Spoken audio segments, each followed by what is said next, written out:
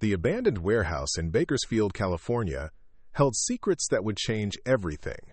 When security contractor Maya Chen walked through those rusted doors on a routine inspection, she had no idea she was about to uncover a cache of Delta Force weapons, or that within hours, she'd be using Green Beret tactics to save lives in a firefight that would expose truths buried for over a decade.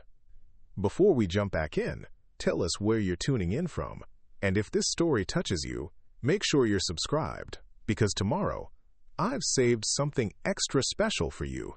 The California sun beat down mercilessly on the industrial district as Maya Chen adjusted her baseball cap and checked her clipboard one final time. At 34, she moved with the economical precision of someone who wasted neither time nor energy, her worn hiking boots clicking against the cracked asphalt as she approached Warehouse Complex 7.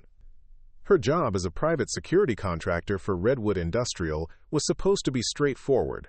Inspect abandoned facilities, document any security vulnerabilities, and file reports that would help determine whether properties were worth maintaining or should be demolished. Maya's dark hair was pulled back in a practical ponytail, and her sun-darkened arms bore the kind of lean muscle that came from years of physical work rather than gym memberships. The small dragon tattoo on her inner wrist was barely visible beneath her rolled-up sleeves, a delicate piece of art that most people assumed was just another decorative choice made by a woman trying to look tougher than she actually was. The warehouse complex had been empty for 3 years, ever since the logistics company that owned it had gone bankrupt during the pandemic. Most of the buildings were standard industrial structures, nothing special about them except their gradual decay. But Warehouse 7 was different. It had been leased separately, under a shell company whose ownership records had been sealed by federal authorities. Maya's instructions were simple: visual inspection only, photograph any obvious structural issues, and note whether the building was secure against trespassers. As she approached the main entrance, Maya noticed immediately that someone had already breached the security. The heavy padlock that should have secured the sliding door had been cut, probably within the last few days based on the fresh metal shavings scattered on the ground. The door itself had been left partially open, creating a gap just wide enough for someone to slip through sideways. Maya pulled out her phone and took several photographs of the damaged lock, then made notes on her inspection form. Standard procedure called for her to document the breach and recommend increased security measures, but something about the situation felt wrong. The cut was too clean, too professional. This wasn't the work of teenagers looking for a place to party or homeless individuals seeking shelter. Someone with proper tools and specific knowledge had opened this door. She slipped through the gap into the warehouse interior, immediately struck by how different this space was from the other buildings she'd inspected. While most abandoned warehouses accumulated the detritus of their former occupants, scattered papers, broken furniture, forgotten equipment, this space was eerily clean. The concrete floor had been swept recently, and the high windows had been covered with blackout material that blocked most of the natural light. Maya pulled a flashlight from her belt and began methodically documenting the interior. The warehouse was larger than it appeared from outside, with a high ceiling supported by steel beams and a mezzanine level that ran along 3 walls. Most of the space was empty, but along the far wall she could see several large shipping containers that had been positioned with military precision, creating what looked like a temporary storage area. The containers themselves were unremarkable, standard 20-foot units that could have held anything from furniture to automotive parts. But their placement was suspicious. They'd been arranged to create clear sight lines and fields of fire, with enough space between them for tactical movement. Maya had seen similar arrangements before, though she tried not to think about where or when. She approached the first container cautiously, noting that its doors were secured with high-end locks that were far more sophisticated than anything needed to protect normal commercial goods. The second container was identical, as was the third. But the fourth container, positioned at the end of the row, had been left partially open. Maya paused at the entrance, her instincts warning her that she was about to cross a line she might not be able to uncross. Her job was to inspect buildings, not investigate mysterious shipping containers, but the professional curiosity that had shaped her entire adult life overrode her caution. She needed to know what was inside. The container's interior was organized with the kind of systematic precision that made Maya's breath catch in her throat. Weapon cases lined both walls, each one labeled with codes that followed military nomenclature. Ammunition was stored in climate-controlled units, and communication equipment was arranged on custom shelving that looked like it had been designed for rapid deployment. But it was the weapons themselves that made Maya realize she'd stumbled onto something far more significant than abandoned commercial property. These weren't civilian firearms or even standard military issue. These were the kind of specialized weapon systems used by elite units for operations that didn't officially exist. The centerpiece of the collection was a series of HK416 assault rifles, each one modified with accessories that spoke of serious military application. Night vision scopes, suppressor systems, specialized ammunition magazines, and tactical attachments that Maya recognized from her previous life. These weren't weapons intended for basic infantry use. These were the tools of operators who needed to engage targets with absolute precision under the most demanding conditions. Maya photographed everything with her phone, her hands moving automatically while her mind processed the implications of what she was seeing. This wasn't just a weapons cache. This was a deployment kit, pre-positioned for some kind of operation that required immediate access to military-grade equipment. The question was whether this operation was official, sanctioned by legitimate authorities, or something else entirely. As she worked deeper into the container, Maya discovered something that made her blood run cold. Hidden beneath a tarp in the back corner was a series of personnel files, each one containing detailed information about individuals who had no idea they were being watched. Photographs, addresses, daily routines, family information, the kind of intelligence package that preceded either protection or elimination. The files were organized alphabetically, and Maya found herself looking at faces she didn't recognize, but circumstances she understood all too well. These were targets, people whose names had been added to someone's operational priority list. The question was whether they were being protected or marked for elimination. Maya's phone buzzed with an incoming text message, startling her in the silence of the container. The message was from her supervisor at Redwood Industrial, asking for a status update on her inspection progress.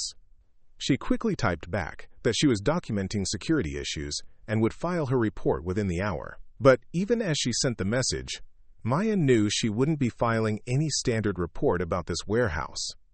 What she discovered here went far beyond property security concerns. This was either an active operation being conducted by legitimate authorities, or it was something that posed a serious threat to public safety.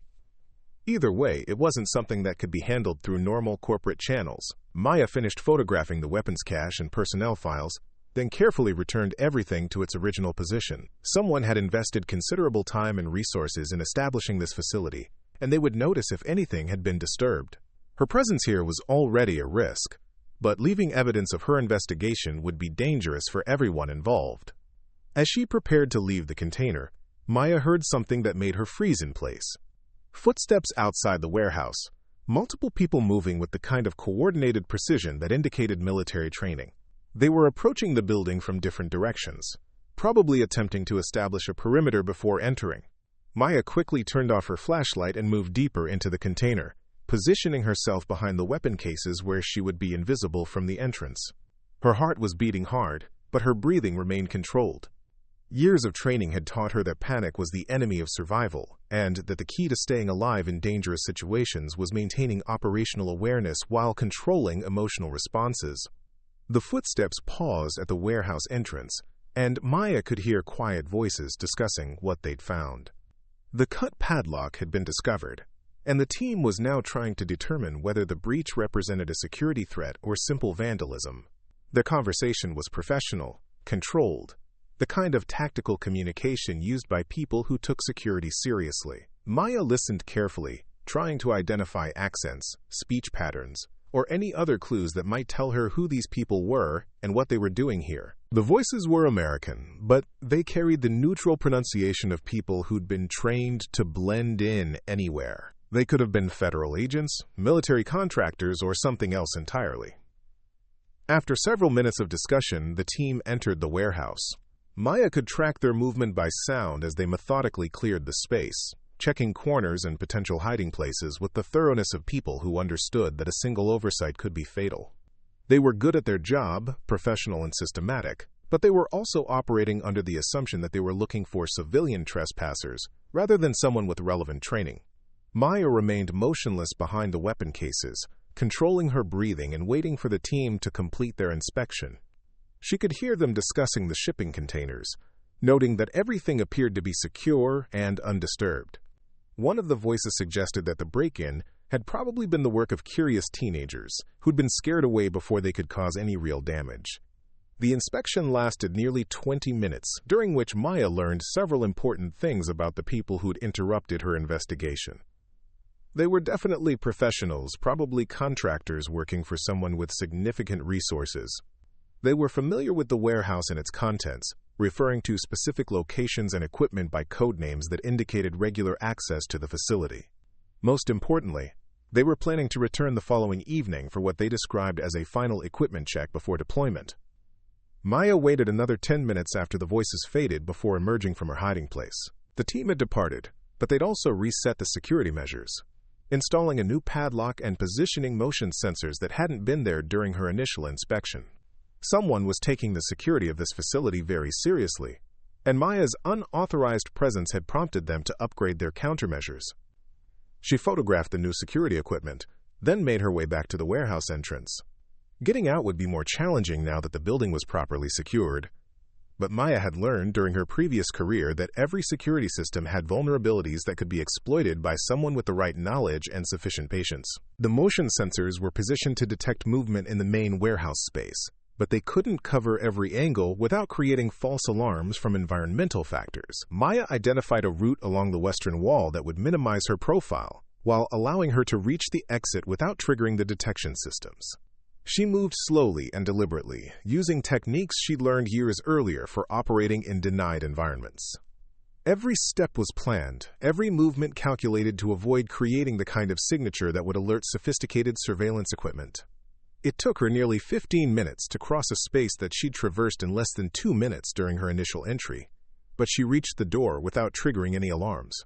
Maya slipped through the gap in the sliding door and found herself back in the California sunshine, but the world had changed during her time inside the warehouse. What had started as a routine property inspection had become something much more complex and potentially dangerous. She now possessed information about what appeared to be a covert operation, and the people running that operation would not be pleased to learn that their security had been compromised. As she walked back to her vehicle, Maya considered her options.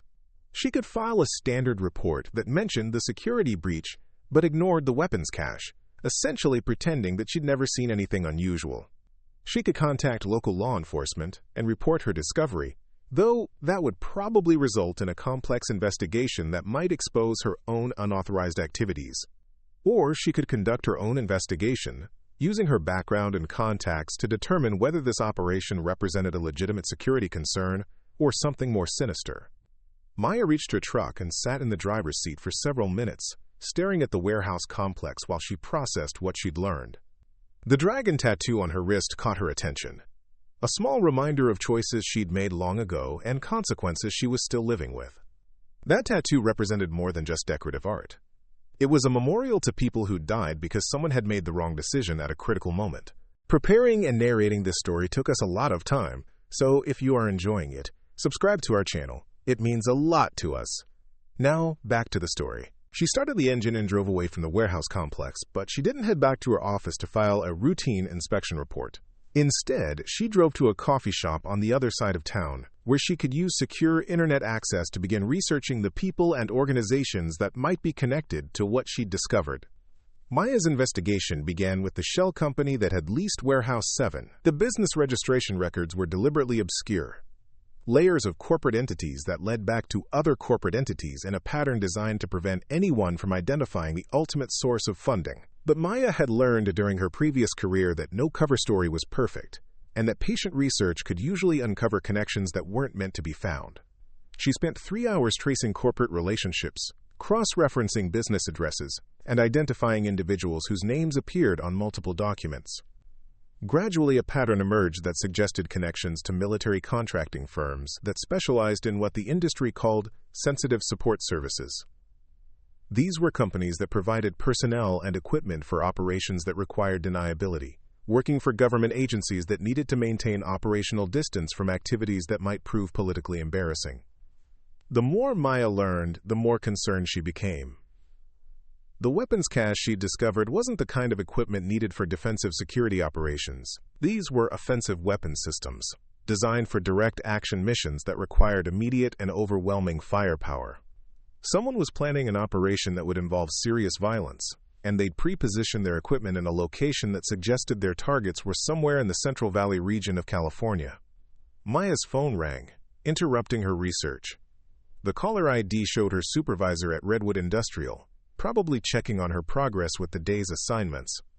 She answered on the third ring, forcing her voice to sound casual and professional. "Maya here. Just finishing up the documentation from this morning's inspections." "How did Warehouse 7 look?" her supervisor asked. "The client mentioned there might be security issues that needed addressing." "Standard stuff," Maya replied, surprised by how easily the lie came to her. "Someone cut the padlock, but they didn't take anything or cause any damage. I'd recommend upgrading to a more secure locking system, maybe adding some basic alarm coverage."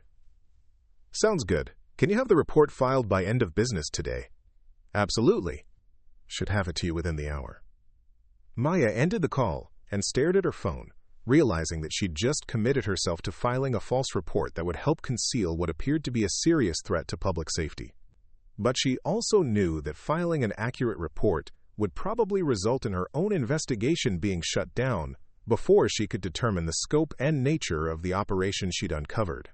She finished her research at the coffee shop, then drove home to her small apartment on the outskirts of Bakersfield. Maya's living space reflected the same practical minimalism that characterized her professional life. Functional furniture, few personal possessions, and an overall atmosphere that suggested someone who was prepared to relocate quickly if circumstances required it. But hidden in her bedroom closet, behind the seasonal clothes and storage boxes, was a footlocker that contained reminders of the person Maya had been before she became a security contractor. Military uniforms, specialized equipment, commendations that had been awarded for operations that remained classified more than a decade after their completion. And buried beneath the official items was a small collection of personal mementos. Photographs of people who died in places most civilians couldn't pronounce, under circumstances that had never been fully explained to the families left behind. Maya rarely opened the footlocker, but tonight she needed to remind herself of why she'd left her previous career and what she'd promised herself about getting involved in situations that could result in people being killed. The photographs looked back at her with the kind of intensity that came from people who'd understood that their lives might end at any moment and who'd chosen to serve anyway. She closed the footlocker and returned to her computer, where she spent the next several hours researching the individuals whose files she'd seen in the weapons container. The people in those photographs weren't criminals or obvious security threats. They were ordinary citizens: a city councilman from Fresno, a federal prosecutor from Sacramento, a journalist who specialized in investigating government corruption, and a whistleblower who'd exposed problems with military contracting procedures. The pattern was disturbing but clear. Someone was targeting people who had the power or inclination to expose activities that were meant to remain hidden. The weapons cache wasn't being prepared for a defensive operation or even a standard offensive mission. It was being assembled for what the military called a permanent solution to administrative problems. Maya realized that she was probably looking at an assassination list, and that the people in those photographs had no idea they were being hunted by individuals with access to military-grade weapons and professional training. The operation was scheduled to begin within days, based on the conversation she'd overheard in the warehouse, and once it started, several innocent people would be killed to protect secrets that might not even be worth protecting. She spent the rest of the evening trying to convince herself that this wasn't her responsibility, that she'd done her civic duty by discovering the threat, and that she should report it to appropriate authorities and let them handle the situation. But Maya knew from experience that appropriate authorities often move too slowly to prevent tragedies, and that bureaucratic procedures could easily result in good people dying, while officials debated jurisdiction and authorization. By midnight, Maya had made her decision. She couldn't prevent the operation through official channels, and she couldn't ignore it and hope that someone else would take responsibility. She would have to handle this herself, using skills she'd hoped never to need again, and taking risks that could easily result in her own death. Maya returned to her closet and opened the footlocker, this time removing items she hadn't touched in over 10 years. Body armor that still fit despite the passage of time. communication equipment that was older but still functional, and a collection of specialized tools that had been designed for situations where conventional law enforcement procedures weren't sufficient. She also retrieved a small notebook that contained contact information for people who'd shared her previous career, individuals who'd remained in touch over the years despite the fact that their official service had ended long ago. These were people who understood that some threats couldn't be handled through normal channels, and who maintained the capability to respond to situations that required immediate and decisive action. Maya spent another hour making phone calls, reaching out to contacts who could provide information, equipment, or backup support if her investigation escalated into something more dangerous. Most of the conversations were brief and carefully worded, but the message was clear. Someone was planning violence against innocent civilians, and Maya needed help preventing it. By dawn, she'd assembled a small network of people who were willing to provide assistance without asking too many questions about legality or authorization. They'd worked together before, in places where the distinction between right and wrong was more important than the difference between legal and illegal. They trusted Maya's judgment, and they understood that preventing innocent deaths sometimes required actions that couldn't be defended in court. Maya's plan was simple in concept, but complex in execution. She would return to the warehouse complex and conduct more detailed surveillance, identifying the people involved in the operation and gathering intelligence about their intentions and timeline. If the threat was real and immediate, she would take whatever action was necessary to prevent it, regardless of the personal or legal consequences. She spent the morning preparing equipment and reviewing the intelligence she'd gathered, then drove back to the industrial district where everything had started less than 24 hours earlier. The warehouse complex looked exactly the same as it had during her initial visit, but Maya now understood that appearances could be deceiving, and that the most dangerous operations were often the ones that looked completely ordinary from the outside. Maya parked her truck several blocks away from the warehouse complex and approached on foot, using routes that would minimize her visibility to anyone conducting counter-surveillance. She'd identified several observation positions that would allow her to monitor the facility without exposing herself to detection, and she'd prepared equipment that would let her document whatever activities she witnessed. The first sign that something significant was happening came just after noon, when a convoy of unmarked vehicles arrived at the complex and parked near Warehouse 7. Maya counted 8 individuals who emerged from the vehicles, all of them moving with the kind of coordinated precision that indicated military training. They were dressed in civilian clothes, but their equipment and behavior marked them as professionals who were preparing for some kind of operation. Maya photographed the vehicles and their occupants, noting license plates and any other identifying information that might be useful later. The team spent nearly 2 hours inside the warehouse, presumably conducting final preparations and equipment checks. When they emerged, they were carrying several cases that appeared to contain the weapons Maya had seen in the shipping container. The team divided into 2 groups, each taking different routes away from the warehouse complex. Maya had to make a choice about which group to follow, knowing that she couldn't maintain surveillance on both simultaneously. She chose the group that appeared to be carrying the most equipment, reasoning that they were probably heading to the location where the operation would be conducted. The surveillance led Maya on a circuitous route through Bakersfield and into the surrounding agricultural areas, where the target group eventually stopped at a farmhouse that appeared to have been abandoned for several years. The property was isolated, surrounded by fields that provided excellent observation opportunities but also made approach extremely difficult without being detected. Maya established an observation post in an irrigation ditch about 800 meters from the farmhouse, close enough to monitor activities but far enough away to avoid detection. Using binoculars and a telephoto camera lens, she began documenting what appeared to be final preparations for a complex operation. The team she'd followed was joined by the second group, bringing the total number of operatives to 16 individuals. They spent the afternoon conducting what appeared to be rehearsals, practicing coordinated movements and communication procedures that suggested they were preparing for simultaneous actions at multiple locations. Maya realized that the operation was larger and more complex than she'd initially understood. This wasn't just an assassination plot targeting a few individuals. This was a coordinated campaign designed to eliminate multiple targets simultaneously, probably to prevent any survivors from warning others or alerting authorities. As evening approached, Maya observed the team dividing once again, this time into 4 groups of 4 individuals each. Each group took different vehicles and departed in different directions, suggesting that they were moving to their assigned target locations. Maya faced another impossible choice. She couldn't follow all 4 groups, but she also couldn't know which group posed the most immediate threat. She made her decision based on the equipment she'd observed each group carrying. One team had taken what appeared to be electronic surveillance equipment, probably intended for monitoring communications or conducting counter-surveillance. 2 teams had taken standard weapons packages, suitable for direct action but not specialized for any particular type of target.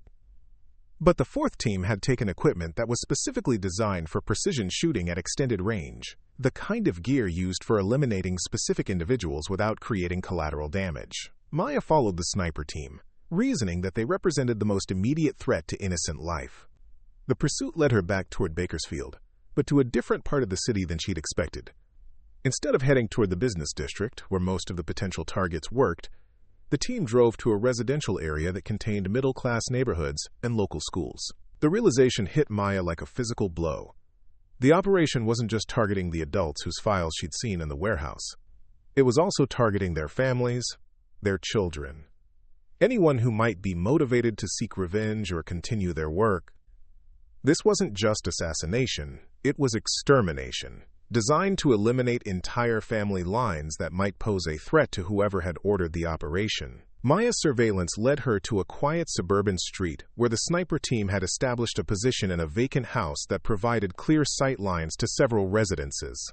Through her binoculars, she could see team members setting up precision rifles and conducting range estimates to potential targets. They were preparing to engage multiple residences simultaneously, probably timed to coordinate with actions being taken by the other 3 teams. Maya checked her watch and realized that she was probably witnessing the final preparations for an operation that would begin within hours. She couldn't warn all the potential targets without revealing her presence and compromising her ability to prevent the attacks. She couldn't contact local law enforcement without spending crucial time explaining a situation that most officials would find difficult to believe. And she couldn't engage 16 professional operatives by herself without support that wouldn't arrive in time to make a difference. But Maya also knew that doing nothing would result in the deaths of innocent people, including children who had no connection to whatever secrets their parents might possess. She'd spent more than a decade trying to forget the skills she'd learned during her previous career, but now those skills represented the only chance of preventing a tragedy that would haunt her for the rest of her life.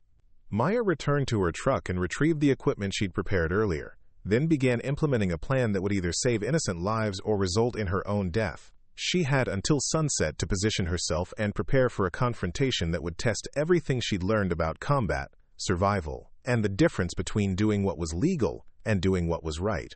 The dragon tattoo on her wrist caught the fading sunlight as Maya checked her equipment one final time. That small piece of art represented more than just personal decoration.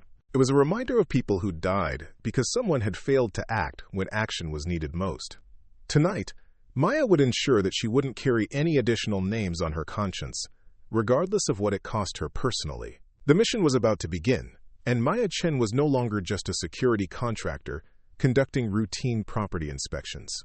She was once again the person she'd been trained to be, a soldier, a protector, and someone who understood that some battles couldn't be won through official channels or proper procedures. The sun was setting over Bakersfield, and Maya had work to do. The first shots came at 11:47 p.m., 3 precise rifle cracks that shattered the suburban silence like breaking glass. Maya had been positioned in the crawlspace beneath the vacant house for over 2 hours, listening to the sniper team above her make final preparations for what they called Operation Clean Slate.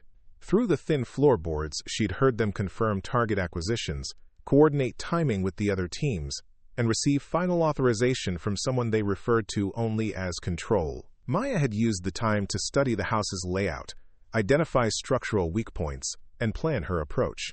The building was a standard 1980s construction with a raised foundation that provided excellent concealment but limited mobility.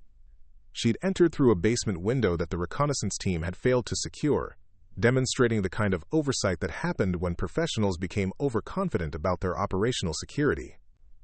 The sniper team consisted of 4 individuals, 2 primary shooters, 1 spotter, and 1 communications specialist who maintained contact with the other teams. They'd positioned themselves in the master bedroom, which provided optimal sightlines to 3 target residences, while minimizing their own exposure to counter-surveillance. Their equipment was impressive. Military-grade precision rifles with advanced optics and suppression systems that would make their shots difficult to locate even after the shooting began. But Maya had advantages they didn't know about. She understood their tactics because she'd been trained in the same methods. She knew their equipment because she'd used similar systems during her own operational career. Most importantly, she understood their mindset because she'd once been exactly the kind of person they were now. A professional killer working for people who preferred to remain anonymous while other people did the actual dying. The first shots had come from one of the other teams, probably the group that had been assigned to eliminate the federal prosecutor in Sacramento. Maya heard the communications specialist acknowledge the successful engagement, then relay instructions for the local team to begin their own operation. The shooters moved into position, their rifle barrels extending through windows that had been modified with blackout curtains to conceal muzzle flashes. Maya had perhaps 30 seconds before innocent people started dying in their own bedrooms, killed by shooters they would never see from positions they couldn't have imagined. She'd spent her time in the crawlspace preparing for this moment, but preparation was different from execution, and execution always involved variables that couldn't be predicted or controlled. She moved through the darkness beneath the house with the fluid silence of someone who'd learned that noise meant death, and hesitation meant failure. Her route took her directly beneath the master bedroom, where she could hear the sniper team making final adjustments to their weapons and confirming their target priorities. The first target was sleeping in a bedroom approximately 400 meters away, completely unaware that crosshairs were already aligned with his skull. Maya reached the position she'd selected earlier, directly beneath the floor where the primary shooters were positioned. The house's construction was typical for its era, wooden floor joists supporting plywood subflooring covered with carpeting. The structure was solid enough to support normal residential loads, but it hadn't been designed to withstand deliberate sabotage from someone who understood structural engineering and explosive techniques. Maya had brought with her a collection of items that were individually innocent but collectively lethal. Commercial fertilizer, diesel fuel, aluminum powder, and electronic components that could be purchased at any hardware store without attracting attention. She'd spent the afternoon assembling these materials into devices that would create precisely the kind of controlled destruction she needed for her plan to succeed. The charges were small, designed to create localized structural failure rather than general destruction. Maya's goal wasn't to bring down the entire house, but to eliminate the sniper team's positional advantage while creating enough chaos to disrupt their operational timeline. She positioned the devices at critical load-bearing points, then connected them to a wireless detonation system that would allow her to control the timing and sequence of the explosions. Maya heard the first sniper announce target acquisition, his voice calm and professional as he prepared to end someone's life. She triggered the first charge, a small explosion that removed a critical floor joist directly beneath the shooter's position. The floor collapsed suddenly, dropping the sniper and his rifle into the basement, while filling the room above with dust and debris. The second shooter reacted with the trained reflexes of a professional, immediately shifting position and attempting to re-establish target acquisition, despite the sudden change in circumstances. But Maya had anticipated this response, and she triggered the second charge before the shooter could stabilize his new position. This explosion was larger, designed to compromise the entire floor structure and make accurate shooting impossible from any position in the room. The communications specialist was shouting into his radio, trying to report the contact while requesting immediate backup from the other teams. But his transmissions were being disrupted by electronic countermeasures that Maya had activated simultaneously with the explosive charges. The signal jammers were military surplus equipment that she'd modified for this specific operation, creating a localized communications blackout that would prevent the team from coordinating with their external support. Maya emerged from the crawlspace through a basement door that opened into the house's main floor, moving with the practiced speed of someone who'd done this kind of work before. She was armed with a suppressed pistol and wearing body armor that had been designed for close-quarters combat, but her primary weapon was the element of surprise and her superior knowledge of the tactical situation. The spotter was the first person she encountered, a woman in her 30s who'd been monitoring the target area through high-powered binoculars. The spotter reacted to Maya's appearance with professional calm, reaching for a sidearm while simultaneously trying to alert the rest of the team. Maya's first shot took her center mass, the suppressed pistol making less noise than the spotter's body hitting the floor. Maya moved immediately toward the master bedroom, where the remaining team members were dealing with the structural collapse and trying to re-establish their operational capability. The communications specialist had abandoned his radio equipment and drawn his weapon, positioning himself in the hallway where he could engage anyone approaching from the main floor. But Maya didn't approach from the main floor. She came through the bedroom wall, using a breaching charge to create her own entrance and bypassing the specialist's defensive position entirely. The explosion that created Maya's entrance also eliminated the second sniper, who'd been attempting to set up an emergency shooting position near the window. The blast wave and debris struck him before he could react, leaving Maya facing only the communications specialist in what had become a close-quarters firefight inside a partially collapsed house. The specialist was good at his job, disciplined and well-trained, but he'd never expected to fight someone who understood advanced infantry tactics and had access to military-grade equipment. Maya's advantages in firepower, protection, and tactical knowledge proved decisive. The engagement lasted less than 30 seconds and ended with Maya standing alone in a house that had been transformed from a sniper's nest into a debris-filled ruin. Maya immediately began searching the bodies and equipment, looking for intelligence that would help her locate and neutralize the other 3 teams before they could complete their assigned missions. The communications specialist's radio was still functional despite the jamming, and Maya could hear increasingly frantic transmissions from the other teams as they tried to understand what had happened to their colleagues. The radio chatter revealed that Operation Clean Slate was proceeding on schedule despite the loss of the local sniper team. 2 teams had successfully eliminated their assigned targets and were moving to secondary objectives. The 3rd team was conducting surveillance on what they described as a high-value target who required special handling. Maya realized that she prevented one set of murders, but that other innocent people were still dying while she stood in the wreckage of her tactical victory. Maya gathered intelligence materials from the dead operatives, including mission orders, target photographs, and communication codes that would allow her to monitor the ongoing operation. What she discovered made her realize that Operation Clean Slate was even larger than she'd initially understood. The mission wasn't just targeting the individuals whose files she'd seen in the warehouse. It was systematically eliminating everyone connected to a federal investigation that threatened to expose years of illegal activities by military contractors and government officials. The federal prosecutor in Sacramento had been killed, along with his wife and teenage daughter. The journalist who specialized in government corruption had been eliminated at her home office, along with her research assistant and a source who'd been providing her with classified information. The city councilman from Fresno was confirmed dead, shot while attending a late-night community meeting that had been infiltrated by operatives posing as concerned citizens. Maya learned from the intercepted communications that the remaining teams were converging on a safe house outside Bakersfield, where the primary target was believed to be hiding. This individual was described as someone who possessed information that could bring down an entire network of people involved in illegal weapons trafficking, assassination operations, and cover-ups that reached the highest levels of government and military leadership. Maya realized that she was listening to the final phase of an operation designed to eliminate every person who could testify about activities that had been hidden for years behind classifications and bureaucratic secrecy. The people she'd tried to save were already dead, but one target remained alive, and that person represented the last chance to expose the truth about what had been happening. Maya left the destroyed house and returned to her truck, but she didn't drive away from the scene of the firefight. Instead, she positioned herself where she could observe the arrival of local law enforcement and emergency responders. The multiple explosions and structural collapse would attract official attention, and Maya needed to understand how the authorities would interpret what they found. The first police units arrived within 10 minutes, followed by fire department vehicles and an ambulance. Maya watched through binoculars as investigators began examining the scene, documenting what appeared to be the aftermath of some kind of armed confrontation.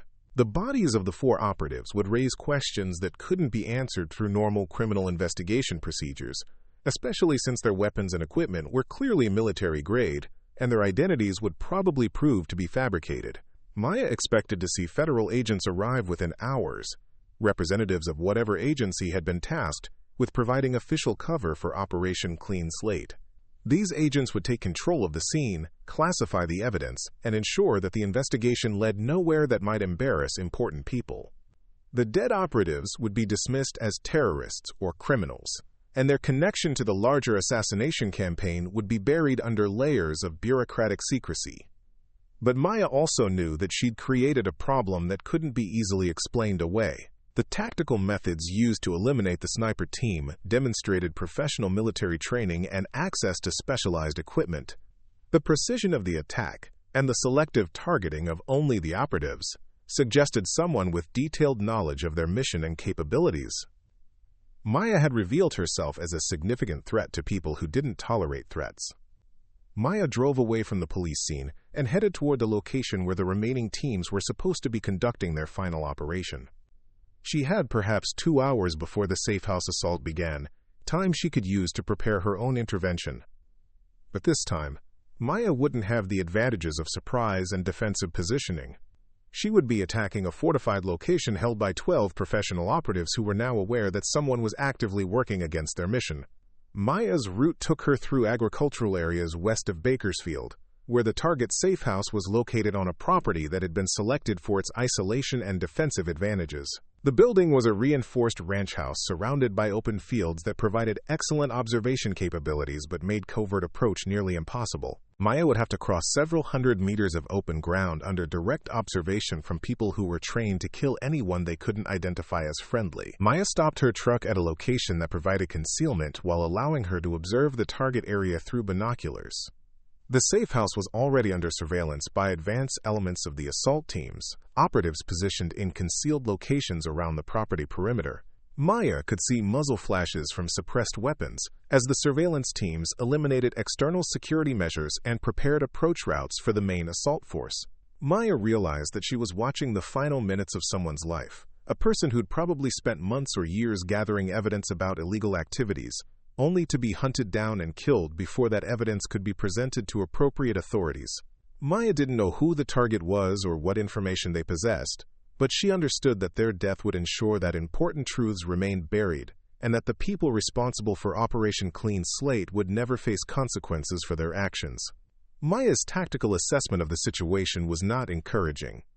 She was outnumbered 12-1 by professional operatives who had superior positioning, heavier weapons, and coordination advantages that she couldn't match. A direct assault would be suicidal, and a defensive strategy wouldn't help the person trapped in the safe house. Maya needed to create a tactical situation that would disrupt the assault team's plans, while providing her with opportunities to eliminate them individually rather than facing them as a coordinated unit. Maya remembered the weapons cache she'd discovered in the warehouse, specifically the HK416 rifles and associated equipment that represented the kind of firepower needed for sustained combat against multiple opponents. The cache was only 15 minutes away from her current position, and Maya knew that the facility's security had been compromised by her earlier visit. If she could reach the weapons before the assault began, she might have the equipment needed to change the tactical balance of the confrontation. Maya drove back toward the warehouse complex, moving as quickly as possible without attracting attention from law enforcement agencies that were probably investigating the earlier explosions. The industrial district was quiet at this hour, with only security lighting and occasional patrol vehicles to indicate any human presence. Maya approached the warehouse complex from a different direction than she'd used previously, utilizing access routes that would minimize her exposure to surveillance cameras and motion sensors. The warehouse itself appeared unchanged since her previous visit, but Maya noticed additional security measures that hadn't been present earlier. The facility was now protected by armed guards, who were positioned to observe all approaches to the building. Maya realized that the people running Operation Clean Slate had decided to protect their equipment cache with human resources rather than just electronic systems. Maya reobserved the security arrangements for nearly 30 minutes, identifying guard positions, patrol routes, and communication procedures that would determine her approach to the facility. The security team consisted of 6 individuals who were clearly professionals, but they were arranged to defend against external threats rather than someone who was already familiar with the building's layout and contents. Maya's infiltration route took her through the same basement window she'd used during her initial discovery of the weapons cache, but this time she moved with the knowledge that detection would result in immediate armed confrontation. She reached the shipping container that held the HK416 rifles without alerting the external security team, But she also knew that removing weapons and equipment would eventually be noticed by people who were monitoring the facility's contents. Maya selected weapons and ammunition based on the tactical requirements of the mission she was planning. The HK416 rifles were ideally suited for the kind of precision shooting she would need to engage multiple targets at extended range, and the associated optics and accessories would give her capabilities that matched or exceeded those of the assault team. Maya also took specialized ammunition, communication equipment, and body armor that would improve her chances of surviving what promised to be an extended firefight. Maya's extraction from the warehouse was more challenging than her infiltration, since she was now carrying equipment that made her movement slower and more visible. She had to time her exit to coincide with guard patrol schedules, moving through the facility during brief periods when sections of the perimeter were unobserved. Maya reached her truck without triggering any alarms, but she also knew that her theft would be discovered within hours, and that additional security measures would be implemented to prevent future breaches. Maya drove back toward the safe house location, but she didn't return to her previous observation position. Instead, she selected a location that would allow her to establish a shooting position capable of engaging the assault team's support elements while remaining concealed from their primary assault force. Maya's plan was to disrupt the coordinated attack by eliminating key personnel and forcing the remaining operatives to respond to threats from unexpected directions. Maya established her fighting position in an irrigation ditch that provided concealment while offering clear fields of fire toward the areas where the assault team was likely to position their support elements.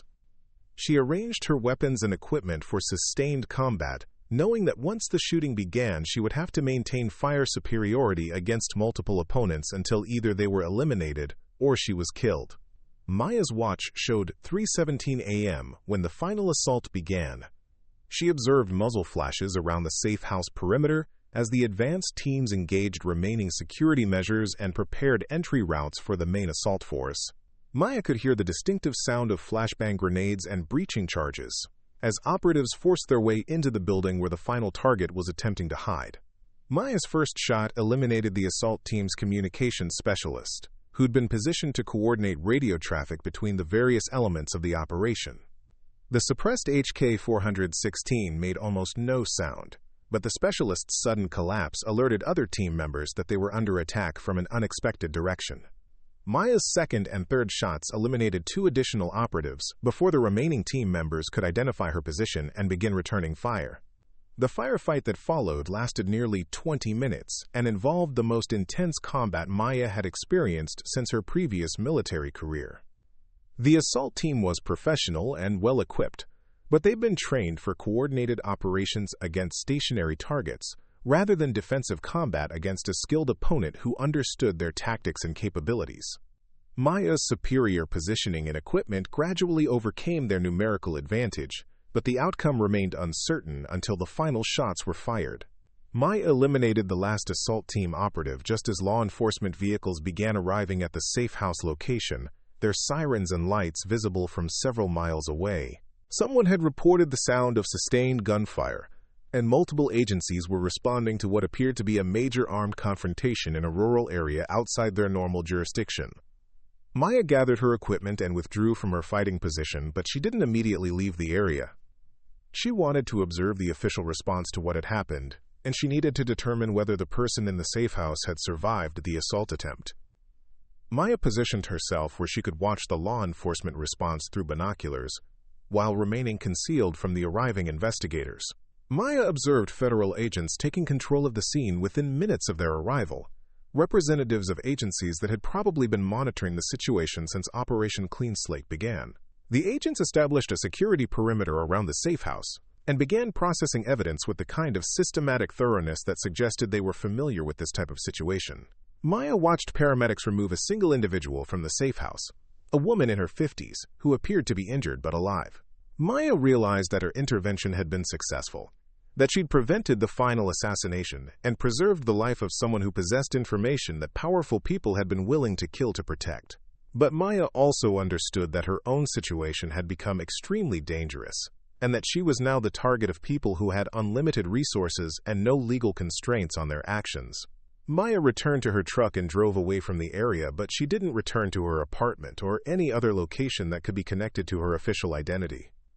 She'd crossed a line during the night's operations, engaging in activities that would make her a target for elimination by the same people who'd ordered Operation Clean Slate. Maya needed to disappear completely, abandoning her civilian identity and returning to the kind of existence she'd lived during her previous career. Maya drove to a storage facility on the outskirts of Bakersfield, where she'd maintained an emergency cache for several years, a collection of items that would allow her to assume a new identity and relocate to a different area of the country. She'd hoped never to need these materials, but Maya had learned during her military service that preparation for worst-case scenarios often meant the difference between survival and death. Maya's emergency cache contained new identification documents, financial resources, and equipment that would allow her to disappear from her current life and establish herself elsewhere under a different name. She'd maintained these resources as insurance against the possibility that her past might eventually catch up with her, and now that possibility had become reality.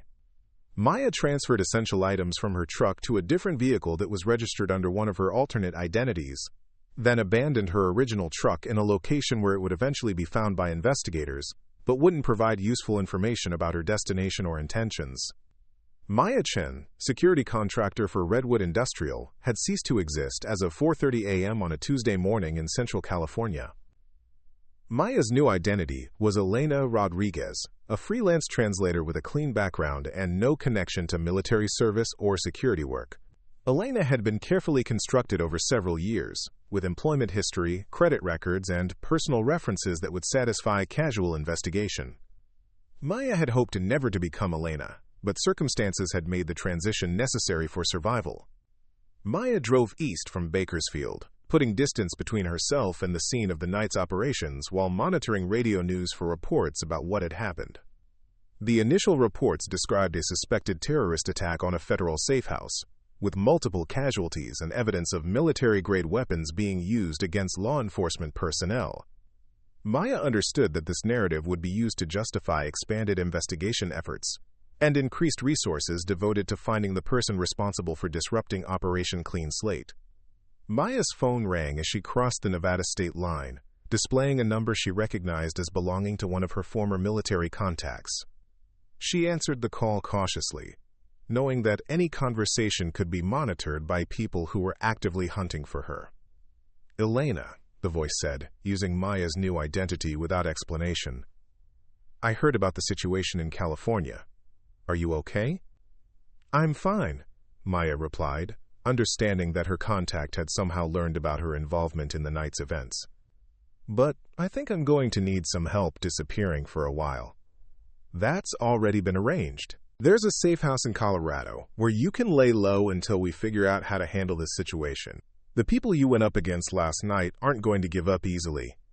Maya realized that her actions had attracted attention from people who understood the implications of what had happened. Her former military contacts had been monitoring the situation and were prepared to provide support, but they were also aware that Maya had made enemies who wouldn't be satisfied with anything less than her complete elimination. "What about the woman in the safe house?" Maya asked. "Did she survive?" "She's alive, and she's talking to federal investigators about what she knows." "Your intervention saved her life and preserved information that's going to bring down some very important people. But it also means that those people are going to spare no expense in hunting you down." Maya understood the implications of what she'd accomplished. She'd prevented multiple assassinations and preserved evidence that would expose years of illegal activities. But she'd also made herself the target of people who had resources and capabilities that exceeded those of most government agencies. Maya would spend the rest of her life looking over her shoulder, never knowing when someone might appear to finish what Operation Clean Slate had started. Maya drove through the Nevada desert as the sun rose behind her, casting long shadows across landscape that seemed designed for people who needed to disappear.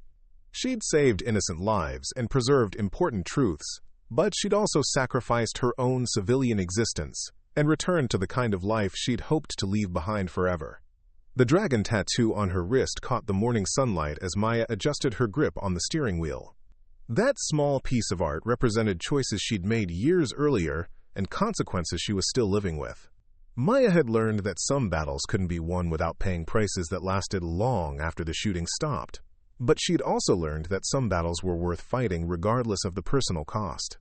Maya drove toward Colorado and an uncertain future, but she carried with her the knowledge that she'd prevented a tragedy and exposed truths that powerful people had been willing to kill to protect. Elena Rodriguez would build a new life from the ashes of Maya Chen's existence, but both identities shared the same commitment to protecting innocent people from those who would harm them for political or financial gain. The mission was complete, but Maya understood that in this kind of work, missions never really ended. They just transformed into new challenges that required the same skills, the same commitment, and the same willingness to sacrifice personal safety for the greater good. Maya had returned to the life she'd once known, and she would carry that life with her wherever the road might lead. 6 months after Elena Rodriguez disappeared into the Colorado wilderness, she emerged as something entirely different from either the security contractor Maya Chen had been or the hunted fugitive she'd become. The safe house her military contacts had provided turned out to be more than just a hiding place. It was a training facility, a recruitment center, and a coordination hub for people who'd found themselves in situations similar to Maya's own transformation. Elena stood at the edge of a mountain meadow outside Durango, watching a group of 12 individuals conduct tactical exercises that would have impressed instructors at any military training facility. These weren't soldiers in any official sense. They were people who'd discovered truths that powerful individuals preferred to keep hidden, who'd witnessed activities that weren't supposed to exist, or who'd simply found themselves in positions where doing the right thing required skills that most civilians didn't possess. The group called themselves the Guardians, though they used that name only among themselves and never in any official communication. They were teachers, journalists, accountants, engineers, and other professionals who'd learned that sometimes protecting innocent people required capabilities that couldn't be acquired through normal career development. Elena had become their primary instructor in advanced combat techniques, sharing knowledge that she'd hoped never to use again, but that had proven essential for people facing threats from highly trained adversaries. Elena's students came from backgrounds that reflected the scope of corruption she'd uncovered in California. There was Marcus Webb, a former FBI accountant who'd discovered financial irregularities that connected organized crime figures to federal law enforcement agencies. Sarah Kim, a defense contractor employee who'd learned that weapons intended for foreign allies were being diverted to domestic terrorist organizations. David Chen, a military intelligence analyst who'd uncovered evidence that American soldiers were being deliberately exposed to chemical weapons during training exercises. Each of Elena's students had reached the same conclusion that she'd faced in that warehouse outside Bakersfield.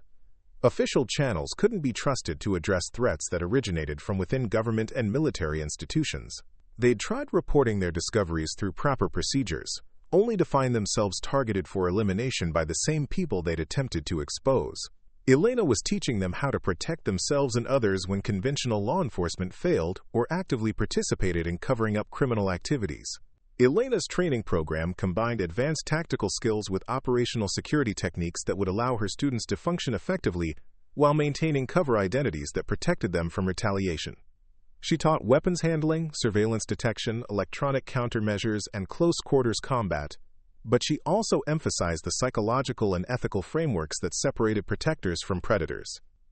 The fundamental principle that Elena emphasized in every training session was that their mission wasn't revenge or vigilante justice. Their goal was to preserve evidence, protect witnesses, and ensure that important truths reached people who had the authority and integrity to act on them appropriately. Elena had learned from her own experience that individuals operating outside official channels could easily become the same kind of threat they were trying to eliminate, and that maintaining moral clarity was essential for long-term success. Elena's most challenging student was Rebecca Martinez, a federal prosecutor who'd survived an assassination attempt similar to the one Elena had prevented in California. Rebecca had been targeted because her investigation into military contracting fraud had uncovered connections between defense officials and international arms trafficking networks. The attempt on her life had failed due to operational errors by the assassination team, but Rebecca understood that additional attempts were inevitable unless she developed capabilities that extended beyond legal expertise. Rebecca struggled with the psychological transition from someone who worked within legal frameworks to someone who operated in areas where law and justice diverged significantly. Elena spent considerable time helping Rebecca understand that protecting important investigations sometimes required methods that couldn't be justified in court, but were necessary to prevent evidence from being destroyed and witnesses from being eliminated. Elena's own psychological journey had been different, but equally challenging.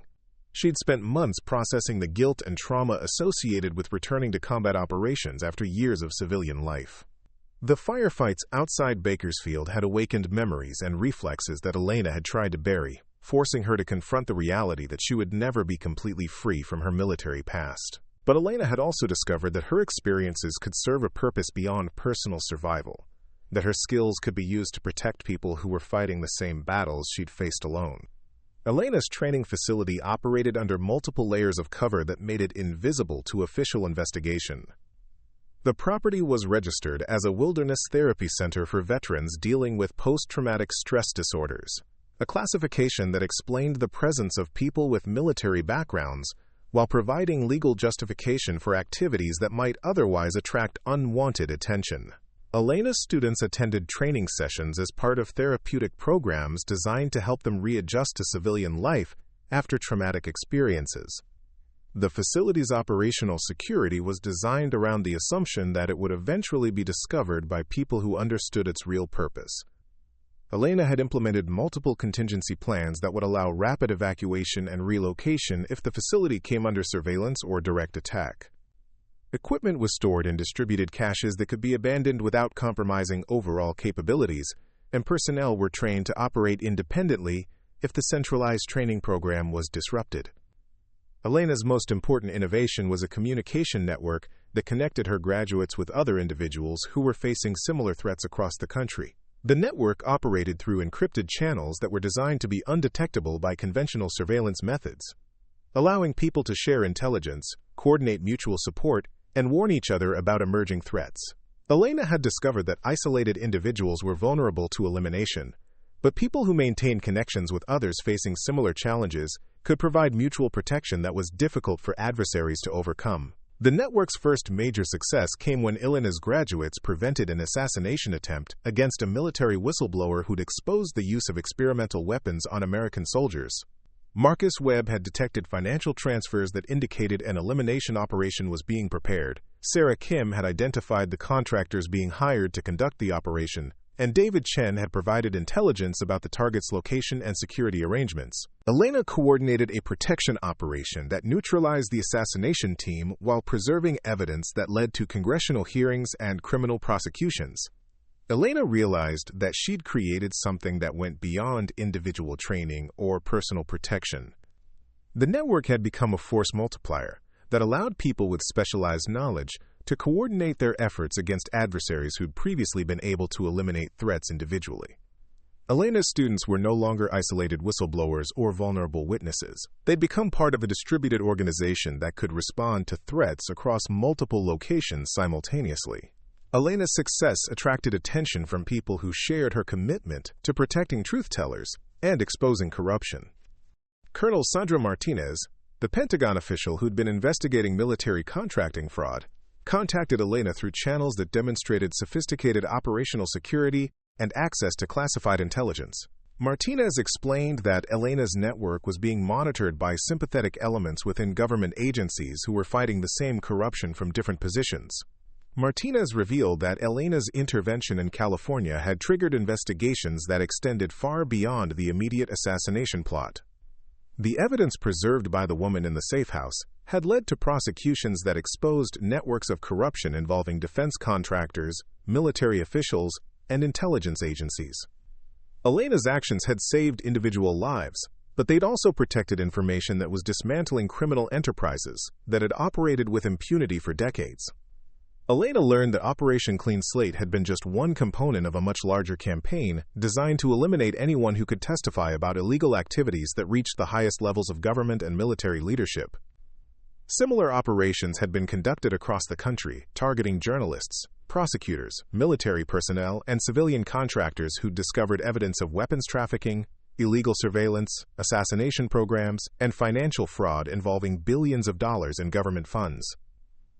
Martinez explained that Elena's network was providing capabilities that official investigators couldn't access through conventional law enforcement channels. Elena's graduates were able to operate in areas where federal agents couldn't function effectively, using methods that weren't constrained by legal procedures that could be manipulated by people with connections to corrupt officials. The network had become an unofficial intelligence and protection service for people whose official protections had been compromised by the same individuals they were trying to expose. Elena's role evolved from trainer and coordinator to strategic planner for operations that required coordination between her network and sympathetic elements within government agencies. She worked with Martinez to identify high-priority targets for protection, coordinate intelligence sharing between her graduates and official investigators, and plan operations that would preserve evidence while maintaining operational security for everyone involved. Elena's most challenging operation came when her network was asked to protect Dr. Amanda Foster, a military scientist who developed evidence that experimental biological weapons were being tested on American soldiers without their knowledge or consent. Dr. Foster had been targeted for elimination by contractors working for the same people who'd ordered Operation Clean Slate. But her research was essential for congressional investigations that could prevent additional soldiers from being exposed to dangerous substances. Elena's protection operation for Dr. Foster required coordination between 8 of her graduates operating in 4 different states. With backup support from Martinez's official resources and intelligence sharing from sources within multiple government agencies, the operation lasted 3 weeks and involved preventing 2 assassination attempts while relocating Dr. Foster to a secure facility where she could complete her testimony without fear of retaliation. Elena's success in protecting Dr. Foster demonstrated that her network had capabilities that exceeded those of most official protection services. Her graduates understood the tactics and psychology of elimination teams because Elena had trained them using the same methods employed by people who conducted assassination operations. They could anticipate threats and respond to attacks using techniques that were designed specifically for protecting people from highly trained adversaries. Elena's network continued to expand as word spread through communities of people who discovered uncomfortable truths about government and military activities. New students arrived at the Colorado facility with backgrounds in cybersecurity, financial analysis, investigative journalism, and scientific research. Elena adapted her training programs to address the specific threats faced by people in different professions, but she maintained the same core principles that emphasized protection over retaliation and evidence preservation over personal satisfaction.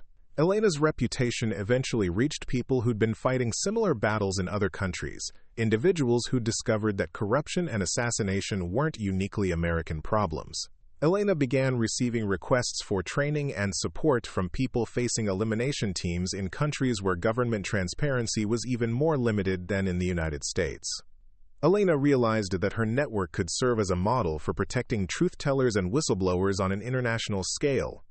Elena's international expansion began with Rebecca Martinez, who'd used her legal expertise to establish connections with prosecutors and investigators in countries where American military contractors were conducting questionable activities. Rebecca discovered that the same companies involved in weapons trafficking and assassination operations in the United States were also active in conflicts across Africa, Asia, and Latin America, often with even less oversight from legitimate authorities. Elena established training facilities in 3 additional countries, each one operating under cover identities that provided legal justification for activities that would otherwise attract government attention. Elena's international network shared intelligence about contractor activities, coordinated protection for witnesses and investigators, and preserved evidence about illegal activities that might otherwise be destroyed by people with access to official law enforcement resources. Elena's most significant international success came when her network prevented the assassination of a South African prosecutor who'd been investigating American arms dealers supplying weapons to extremist organizations. The protection operation required coordination between Elena's graduates in 2 countries and involved neutralizing an elimination team that had been trained and equipped by the same contractors responsible for Operation Clean Slate. Elena realized that she'd created something that went far beyond personal protection or individual justice. Her network had become a distributed intelligence organization that could respond to threats against truth-tellers regardless of their location or the official resources available to their adversaries. Elena's graduates were operating in areas where conventional law enforcement was compromised or non-existent, using capabilities that had been developed specifically for protecting people from highly trained threats. Elena's transformation from hunted fugitive to strategic coordinator was completed when she received an invitation to brief congressional investigators about the scope and nature of the threats facing people who exposed government corruption. Elena's testimony was delivered in a closed session that included members of both parties who'd been briefed about her network's activities and achievements. Elena's congressional testimony focused on the institutional failures that made her network necessary, rather than the specific operations she'd conducted or the methods her graduates employed. She explained that assassination teams targeting American citizens were being operated by contractors who'd been hired by government officials, that elimination operations were being conducted on American soil against people whose only crime was discovering uncomfortable truths, and that conventional law enforcement was inadequate to address threats that originated from within government institutions.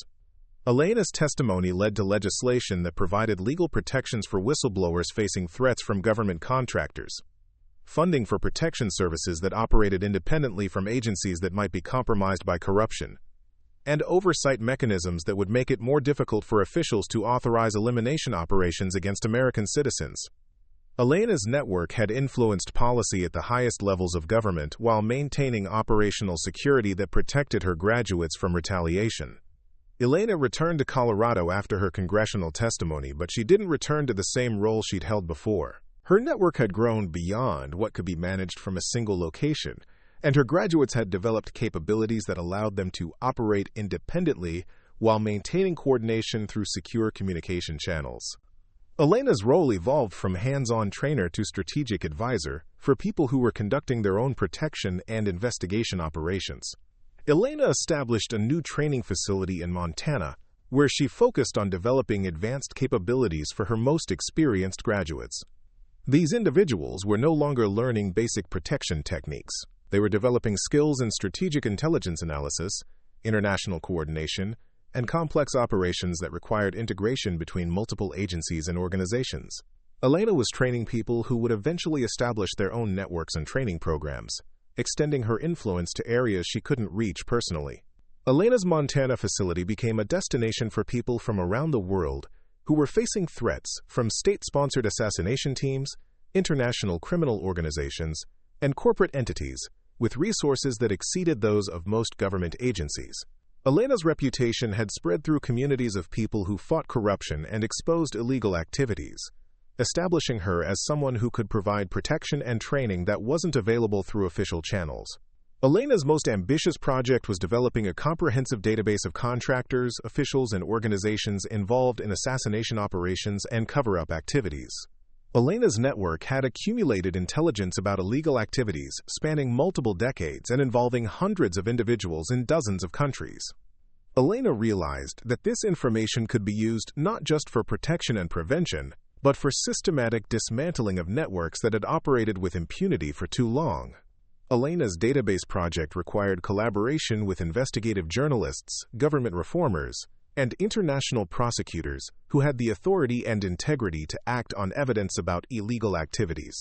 Elena worked with people like Rebecca Martinez to ensure that intelligence gathered by her network reached individuals who could use it effectively to pursue criminal prosecutions and policy reforms. Elena's database became the foundation for what journalists called the contractor files, a series of investigations that exposed systematic corruption involving defense contractors, intelligence agencies, and military officials in multiple countries. The investigations led to criminal prosecutions, congressional hearings, policy reforms, and international treaties designed to prevent the use of assassination teams against civilians who exposed government wrongdoing.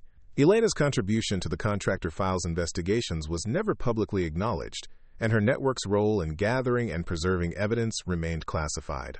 But Elena understood that recognition wasn't the goal of her work. Her mission was to protect people who exposed important truths and to ensure that evidence about illegal activities reached individuals who could act on it appropriately. Elena's network had prevented dozens of assassinations, protected hundreds of witnesses and investigators, and preserved evidence that led to criminal prosecutions and policy reforms that affected millions of people. Elena had transformed from someone who reacted to immediate threats into someone who shaped institutional responses to systematic corruption. Her network had become a permanent fixture in the landscape of people fighting government wrongdoing and corporate criminality. Elena stood once again at the edge of the mountain meadow outside Durango, watching a new group of students conduct tactical exercises under the supervision of her graduates who'd become instructors themselves. Elena's role had evolved from teacher to mentor to strategic architect, but the core mission remained the same: protecting people who exposed important truths and ensuring that evidence about illegal activities reached individuals who could act on it appropriately. Elena's dragon tattoo caught the afternoon sunlight as she adjusted her binoculars to observe her students' progress. That small piece of art still represented the choices she'd made and the consequences she continued to live with, but it had also become a symbol of transformation and purpose that extended far beyond personal survival or individual justice. Elena had discovered that some battles couldn't be won by individuals operating alone, but that coordinated networks of trained and committed people could achieve results that seemed impossible when faced by isolated individuals. Elena's network had proven that ordinary citizens could develop extraordinary capabilities when they were properly trained and effectively coordinated, and that truth-tellers could be protected from even the most sophisticated threats when they worked together rather than struggling alone. Elena's transformation was complete, but her mission continued through the people she'd trained and the network she'd established. Elena Rodriguez had replaced Maya Chen, but both identities shared the same commitment to protecting innocent people from those who would harm them for exposing uncomfortable truths. Elena's legacy would continue through the graduates who established their own training programs, the investigators who used intelligence her network provided, and the policies that had been reformed based on evidence her people had preserved. Elena walked back toward the training facility, where her current students were preparing for evening briefings about advanced surveillance detection techniques. Elena's work continued one lesson at a time, one life protected at a time, one truth preserved at a time. The dragon tattoo on her wrist reminded her that transformation was possible for anyone willing to pay the price, and that some battles were worth fighting regardless of personal cost. Elena had learned that individual courage could inspire institutional change, that properly trained citizens could protect themselves and others from sophisticated threats, and that networks of committed people could achieve results that seemed impossible when attempted by isolated individuals. Elena's story had become part of a larger narrative about the power of ordinary people to confront extraordinary corruption, and the importance of protecting those who risked everything to expose important truths. Elena's network would continue expanding, training new graduates, preventing additional assassinations, and preserving evidence that powerful people preferred to keep hidden. Elena had transformed from victim to protector to teacher to strategic architect, but the core mission remained constant, ensuring that truth-tellers could speak without fear and that evidence about illegal activities reached people who could act on it appropriately.